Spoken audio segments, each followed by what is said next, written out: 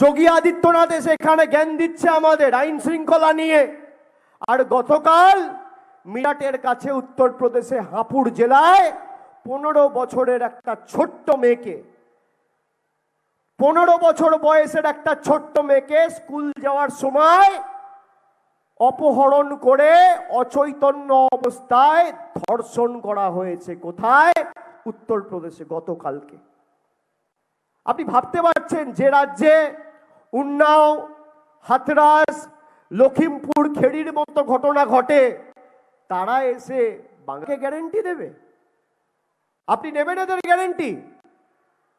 আপনি নেবেন? 10 বছর আগে আপনাকে 15 লাখের গ্যারেন্টি দিয়েছিল, পেয়েছেন?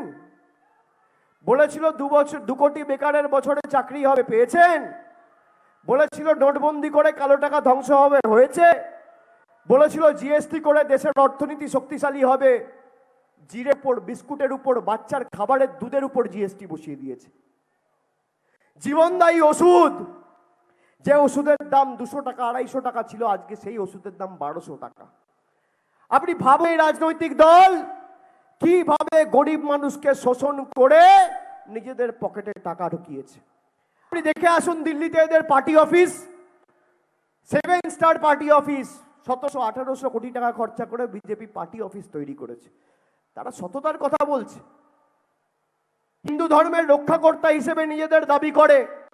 আপনারা শুনে রাখুন, আমি যদি মিথ্যে কথা বলি আমার বিরুদ্ধে মামলা হোক। ভারতবর্ষে যারা গরুর মাংস কেটে বিদেশে রপ্তানি করে, সেই সংস্থাগুলো থেকে ইলেকট্রল বন্ডে সব থেকে বেশি চাঁদা যে রাজনৈতিক দল নিয়েছে, সেই দলের নাম ভারতীয় জনতা পার্টি। ক্ষমতা থাকলে আমার বিরুদ্ধে মিথ্যে মামলা করো। আমি আপনাকে বলছি, এটা প্রকৃত স্বরূপ। প্রকৃত স্বরূপ 40 জন জওয়ানকে 2019 সালে পুলওয়ামাতে মেরে নরেন্দ্র মোদী তার মৃতদেহের উপর দাঁড়িয়ে ভোট চেয়েছিল। আমি বলছি না, তদানীন্তন জম্মু কাশ্মীরের রাজ্যপাল, যাকে মোদী সরকার নিয়োগ করে জম্মু কাশ্মীরে পাঠিয়েছিল, সে বলছে। আমরা কেন এদেরকে বাংলা বিরোধী বলছি?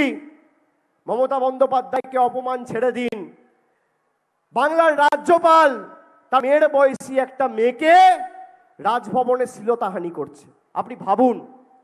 আবার একজন অভিযোগপত্র জমা করেছে যে দিল্লির একটা 5 তারা হোটেলে রাজ্যপাল তার সাথে শ্লীলতাহানি করেছে।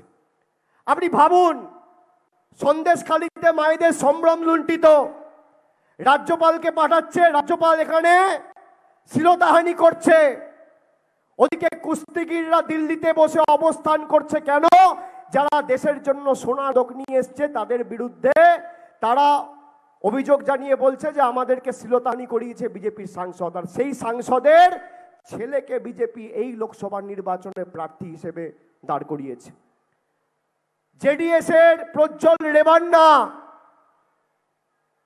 এইচডি দেবেগৌড়া, দেশের যে আগে প্রধানমন্ত্রী ছিল, প্রাক্তন প্রধানমন্ত্রীর নাতি, তার বিরুদ্ধে অভিযোগ হচ্ছে যে বন্দুক ঠেকিয়ে মাথায় ধর্ষণ করেছে। তার জন্য মোদি গিয়ে প্রচার করে তার নামে ভোট চাইছে। নাম কি? প্রজ্জ্বল রেবান্না। রামের নামে ভোট চাইয়ে রামের নামে ভোট চেয়ে রাবণদের সাংসদে পাঠিয়ে আপনাদের জীবন দুর্বিষহ করেছে।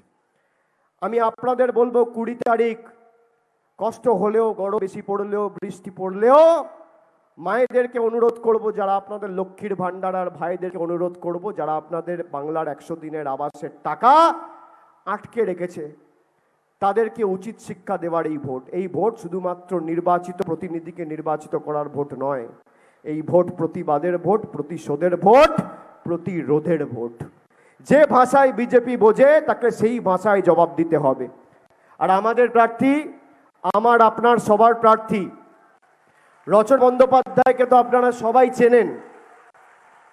দিদি নাম্বার 1 শো আপনারা সবাই দেখেন, কিভাবে মহিলাদের, বিশেষ করে যারা গরিব, যারা পিছিয়ে পড়া, তাদেরকে মূল স্রোতে নিয়ে এসে তাদের জন্য সারা বছর এই শোর মাধ্যমে রচনা বন্দ্যোপাধ্যায় কাজ করে, আপনারা দেখেছেন। রচনা বন্দ্যোপাধ্যায়কে ভোট দেওয়া মানে খালি দিদি নাম্বার 1 আর লক্ষ্মীর ভান্ডার নয়। যারা গরিব মানুষকে পেটে মারতে চেয়েছে, সেই বহিরাগত কোনোকে বাংলা ছাড়া করা। লকেটকে প্যাকেট করবেন, প্যাকেট করে পাঠাবেন হুগলি থেকে।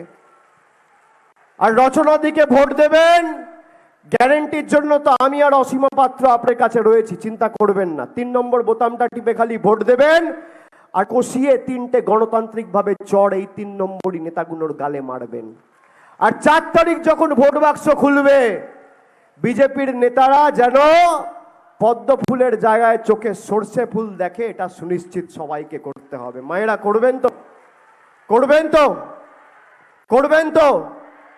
আর আপনারা যারা এসছেন, আমি যেই কথাগুলো বললাম আমি লুকিয়ে বলিনি, বন্ধ ঘরে বলিনি, এখানে সংবাদ মাধ্যম আছে। বিজেপির ক্ষমতা থাকলে একই সভামঞ্চে এসে হয় জবাব দেবেন, নইলে আলাদা সভামঞ্চ করুক, আমি যাবো সেখানে। দুধ কা দুধ পানি কা পানি। এদের সব মিথ্যে। প্রধানমন্ত্রী, স্বরাষ্ট্রমন্ত্রী, বিজেপির সর্বভারতীয় সভাপতি, বিধায়ক, সাংসদ সব 2 নম্বরই, সব মিথ্যে কথা বলে। যে কথাগুলো বলেছিল দেখবেন একটাও বাস্তবায়িত করেনি। একটা কথা যদি রিপোর্ট কার্ড করে দিতে পারে যে হুগলির জন্য করব। চটকলে যারা কাজ করে, আপনি দেখুন চটকলের এই শ্রীরামপুর থেকে শুরু করে, রিসরা থেকে শুরু করে ব্যান্ডেল, আপনার লাইন দিয়ে চটকল রয়েছে। চটকলের ব্যাগের বরাদ্দ নিয়ন্ত্রণ করে কেন্দ্রের সরকার, সেই বরাদ্দ প্রতি বছর কমিয়ে দিয়েছে। আমাদের রাজ্যের তরফ থেকে কেন্দ্র সরকারের মন্ত্রী পীযূষ গোয়েলকে একাধিকবার লেখার পরেও কোনো সদর্থক উত্তর আমরা পাইনি। এদেরকে হারাতে হবে এবং বাংলা ছাড়া করতে হবে। এই কারণে আমরা বাংলা বিরোধী বলেছি। বাংলা থেকে টাকা নিয়ে গিয়ে এরা নিজেদের পকেটে ভরেছে। আর আগামী 4 তারিখ ইন্ডিয়া সরকার তৈরি হবে। আমরা কথা দিয়েছি, যেভাবে লক্ষ্মীর ভান্ডার আমরা বাংলায় করেছি, সারা ভারতবর্ষে লক্ষ্মীর ভান্ডার করব এবং বিপিএল পরিবারের প্রতি পরিবারকে বছরে 10টা করে 1100 আর 1200 টাকার সিলিন্ডার ইন্ডিয়া সরকারের নতুন গভর্নমেন্ট, নতুন সরকার আপনাদের বিনামূল্যে প্রতি বছর 10টা করে রান্নার গ্যাসের সিলিন্ডার দেবে বিপিএল পরিবারগুলোকে, আমাদের গ্যারেন্টি। বাড়ির জন্য অ্যাপ্লাই করেছিলেন তো আপনারা, গরিব মানুষের বাড়ির টাকা আটকে রেখেছে। আমি আপনাকে বলে দিয়ে গেলাম, আবার বলছি যে তৃণমূলের প্রতিনিধি এখান থেকে জিতবে আর রচনা বন্দ্যোপাধ্যায়ের হাত ধরে যে পঞ্চায়েতে, যে বিধানসভায় আর লোকসভায় বাংলা বিরোধীদের উৎখাত করার, বাংলার পক্ষের এই লড়াইয়ে আপনারা আমাদের সাথে থাকবেন, তাদের সবাইকে কেন্দ্র সরকার টাকা দিক আর না দিক, রাজ্য সরকার যেভাবে 25,000 কোটি টাকা খরচা করে লক্ষ্মীর ভান্ডার দিয়েছে, 50,000 কোটি টাকা খরচা করে আপনার আবাসের প্রথম কিস্তির টাকা এই বছরের শেষের আগে আপনার অ্যাকাউন্টে পৌঁছে দেবে।